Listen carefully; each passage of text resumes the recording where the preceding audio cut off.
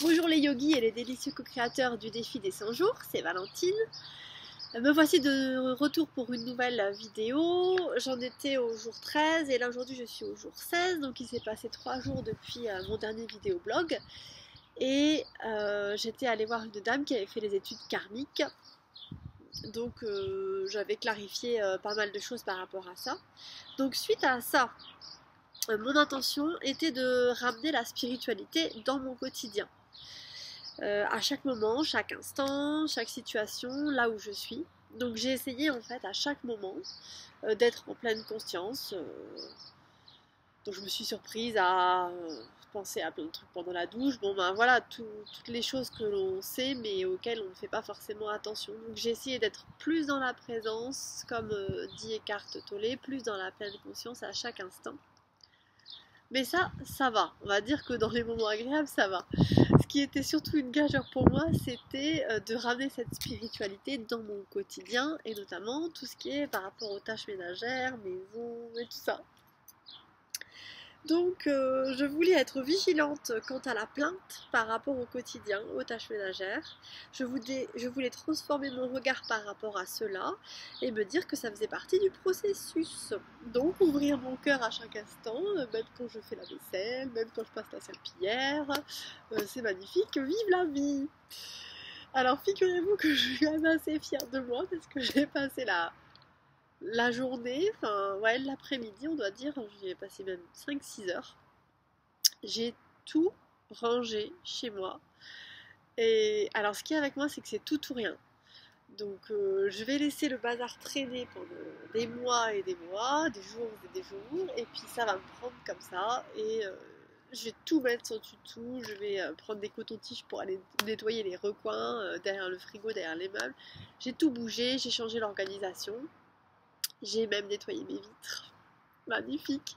Alors je sais qu'il y en a qui doivent rire en entendant ça. Peut-être les gens qui sont un petit peu plus organisés que moi ou ordonnés et qui aiment bien avoir des maisons propres. Il y en a qui doivent bondir un peu. Mais j'ai nettoyé mes vitres, les amis. Je suis trop contente. Et je regarde ma maison là, je trouve que ça fait beau. Ça fait beau de l'extérieur. Bien. Donc ça c'est quand même un énorme succès. Et c'était une intention que j'avais posée il y a 2 jours et j'ai fait ça aujourd'hui. Et je sais pas si pour vous c'est comme ça, mais je pose une intention et en fait ça se fait toujours le jour d'après ou 2 jours après, le temps que ça se matérialise. Une autre intention, ah oui, alors ce qui s'est passé c'est que pareil, pour ramener l'intention dans la spiritualité dans le quotidien, euh, donc j'avais choisi, selon mon étude karmique, et puis même avant ça, j'en avais pris conscience, hein, de venir dans cette vie-ci pour affirmer la justesse de ma personne. Si c'est oui, c'est oui, si c'est non, c'est non. Et bam, ça n'a pas raté, n'est-ce pas? Merci l'univers, mais bon là, c'est pas que j'ai pas assuré, mais bon, je vais vous expliquer. Il s'est passé quelque chose qui a fait que je me suis retrouvée face à la situation dans laquelle je culpabilise énormément, où je ne me sens pas digne d'eux, et c'est quand même l'objectif de mon défi. Donc évidemment, si mon défi c'est de me sentir digne, et bien l'univers va m'envoyer des petites épreuves pour me mettre à l'épreuve justement, me dire alors ma cocotte, t'as réussi, t'as pas réussi, qu'est-ce qui se passe, qu'est-ce que tu fais dans cette situation? Eh bien je vous le donne en mille, n'est-ce pas? La situation s'est présentée. Moi, dans ma tête, j'avais prévu de faire quelque chose qui me fasse du bien. J'étais pressée. Je me suis retrouvée face à cette situation-là. Je n'ai pas voulu prendre l'émotion de culpabilité avec moi parce que j'avais prévu de faire du paddle yoga au milieu de l'étang. Il faisait beau. Je me suis dit, je vais m'asseoir, je vais méditer pendant 3 heures, je vais me laisser dériver et tout. Eh bien non, parce que je n'ai pas voulu partir avec cette émotion de culpabilité et j'ai eu la fainéantise spirituelle, j'ose le dire, de gérer cette émotion. Et je m'en suis aperçue sur le moment, mais je ne sais pas si vous avez remarqué, comme moi, que plus on évolue sur son chemin personnel, moins on a le droit à l'erreur karmiquement. C'est-à-dire que on peut plus avoir une parole injuste, une attitude injuste, une action injuste. On peut plus, c'est plus possible. parce que là où le karma mettait, je sais pas, peut-être 1 an, 2 ans à frapper, mais là c'est dans la seconde, c'est direct. Donc ça n'a pas manqué. Comme j'ai eu la fainéantise spirituelle et intellectuelle de me dire non, je me pose, je prends cette émotion avec moi, je vais la gérer, ça va passer, j'ai le courage de le faire, eh bien j'ai voulu m'en débarrasser, donc j'ai été amenée à me justifier, j'ai préféré me justifier, mais en me justifiant évidemment j'ai de la colère envers la personne envers qui je dois me justifier, j'ai de la colère envers moi-même de le faire, parce que je me vois en train de le faire, donc je me dis ça va pas du tout, je suis pas contente. Et patatras, boum badabim, me voilà, résultat des courses, je me fais une entorse à la cheville gauche. La cheville gauche qui est côté gauche, féminité, la cheville ma base, hein, voilà, je vais pas vous apprendre la symbolique du corps humain. Voilà, donc du coup, Valentine qui doit apprendre à se poser et à aller pas à pas, et ben de toute façon, l'univers m'a ramené à ça. Donc ça fait 3 jours que j'évite, que je peux pas aller faire de kitesurf ou de paddle, ou que je peux pas trop bouger. Donc ça m'a amené à me poser encore, j'ai pas mal bossé sur mon canapé. Bon bref, tout ça pour vous dire que l'entorse, donc j'ai bien cherché, l'entorse c'est se sentir entorse. Mais quand même, j'ai eu un succès, parce que au moment où je me suis fait cette entorse, hyper en colère sur moi-même, et je commence à taper dans les murs, et mais qu'est-ce que j'ai fait, mais c'est pas possible, mais qu'est-ce que je suis con, pardonnez-moi l'expression. Et puis après ça, bon ça a duré 1 minute ou 2, hein. Après ça je me suis dit bon, c'est ainsi, c'est comme ça. Donc j'étais contente parce que j'ai réussi à profiter de cette entorse, je suis allée manger au resto avec un ami qui m'a juste appelé pour m'inviter. Et puis j'ai profité du jardin, j'ai des amis qui sont passés, on a bu le thé, la tisane, voilà. Très contente, j'ai réussi à quand même transformer cette aventure. Et j'étais reconnaissante pour l'appel de ma maman, l'intérêt de mes amis. Et avec ma maman, elle m'a aidé à clarifier tout ça et à me dire bon bah voilà, la prochaine fois que tu as l'émotion comme ça qui vient, qu'est-ce que tu fais? Et c'est tout ce que j'apprends en yoga thérapie, et c'est ce que je fais faire à mes patients en yoga thérapie, hein. Mais bon, c'est toujours pareil, c'est toujours plus facile de le faire aux autres qu'à soi-même. Donc oui, détecter l'émotion, gérer l'émotion, chercher la cause, laisser passer, et ensuite mettre un plan d'action pour gérer cette émotion-là. Donc le point positif de tout ça, c'est que ça m'a permis de remettre ça au clair. Et comme c'est mon défi de me sentir digne des choses, à mon avis, ça va revenir. Je vais me retrouver face à une situation similaire. Donc je vais appliquer ce protocole méthodique à la lettre. Et puis comme je suis venue dans cette réincarnation pour apprendre l'ordre, la méthode, et mettre le spirituel dans le quotidien avec ordre et méthode, ce que je n'ai pas et que je dois apprendre, eh bien ça c'en est une. Donc il faut aussi que je mette un petit peu d'ordre et de méthode dans peut-être ma façon de pratiquer le yoga, de le transmettre, de recevoir les gens. Je sais pas.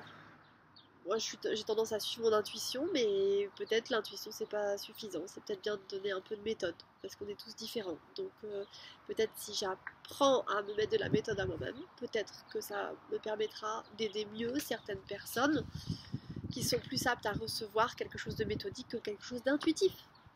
Why not? Je ne sais pas.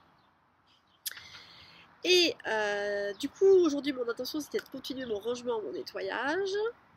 Et j'ai fait tout ça. Et je suis bien contente. L'exercice du jour, c'est la gratitude. Et suite à la vidéo de Lilou, là, j'ai noté 6 points pour lesquels j'ai de la gratitude. Des événements importants, la naissance de mes enfants, et j'ai eu vraiment énormément de chance d'avoir 2 accouchements qui se sont extrêmement bien passés, les 2 avec la présence de ma maman, avec l'aide de la sophrologie parce qu'elle est sophrologue, mais pas que, et avec l'aide du yoga, et des accouchements merveilleux. J'ai pu utiliser toutes les techniques que je connaissais, être guidée et soutenue par ma maman qui a assisté à la naissance de mes 2 enfants, et ça c'était magique. Et d'ailleurs le deuxième, mon petit loup, c'était à la maison, et alors c'était encore plus magique, encore plus dans la liberté d'être et de se laisser aller. Donc ça, gratitude envers l'univers pour pour ces deux petits anges qui m'accompagnent et je suis honorée d'ailleurs que ces deux petits anges m'aient choisi comme maman. Parce que, évidemment, toutes les mamans vont dire ça, mais je dois quand même avouer que, en essayant d'être objective, je suis quand même très fière de mes enfants. Je trouve que ce sont deux petits anges, ils sont généreux, ils sont matures, ils ont le don d'eux-mêmes, et ils ont une force intérieure extrêmement grande.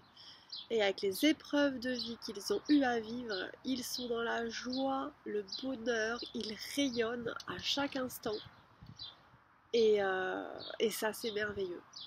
Et ils dégagent ce bien-être, ce bonheur autour d'eux.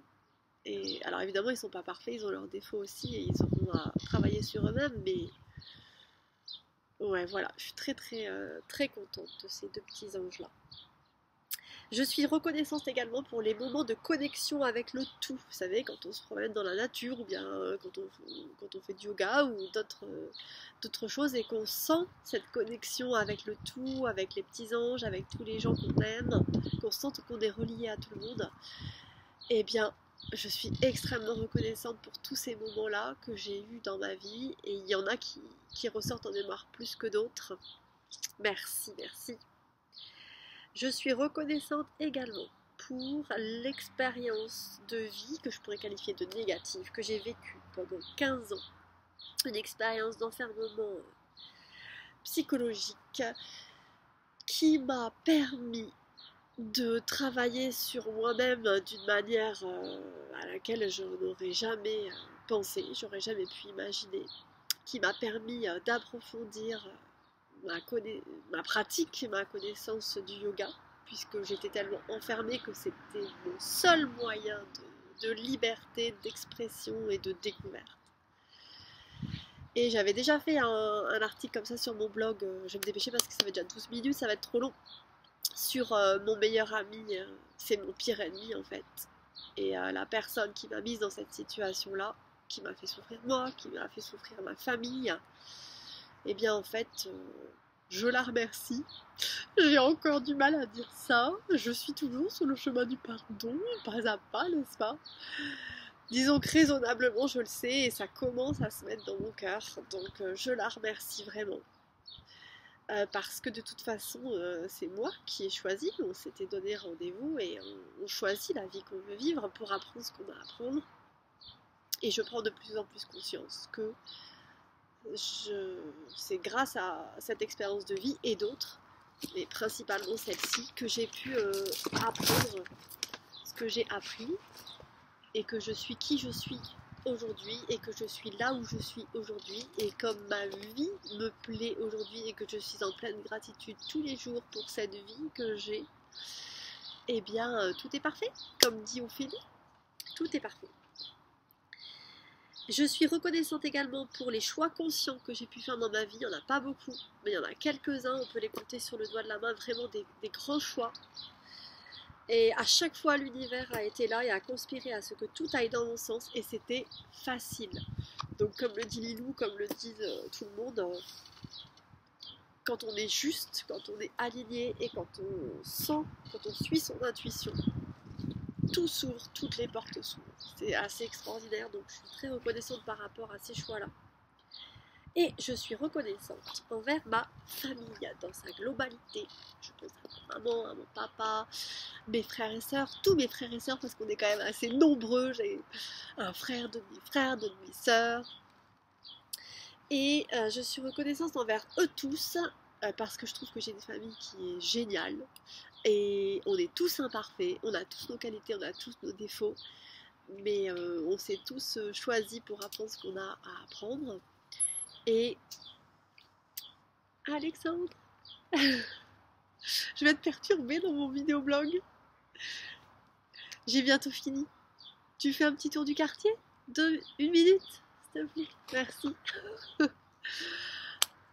Et parce que du coup on s'est tous choisis pour apprendre ce qu'on a à apprendre et on est tous éparpillés aux quatre coins du monde et de la terre entière, mais on a tous un lien fort qui nous unit. Et ce qui est fou, c'est qu'il est différent entre chacun d'entre nous parce qu'on est tellement tous différents, tellement des personnalités hétéroclites. Et c'est ça qui est enrichissant. Et je suis super reconnaissante par rapport à ça. Et enfin, dernière chose, je suis reconnaissante par rapport à mes amis de Dunkerque, mes amis de Leucate. J'ai vraiment l'impression qu'ils sont tous là au moment où j'en ai besoin. Et on est tous reliés, c'est un petit peu comme ma famille. Et les amis, ça fait un peu comme un airbag, comme ça, comme une bulle qui protège. Et des fois, il y a des coups comme ça, mais il y a toujours des amis qui sont là pour adoucir la chute. Alors voilà, je termine parce qu'il y a Alexandre qui est là, immobile. Bisous à tous les joyeux yogis, les délicieux co-créateurs, et je vous dis à bientôt pour la suite de mes aventures. Bisous!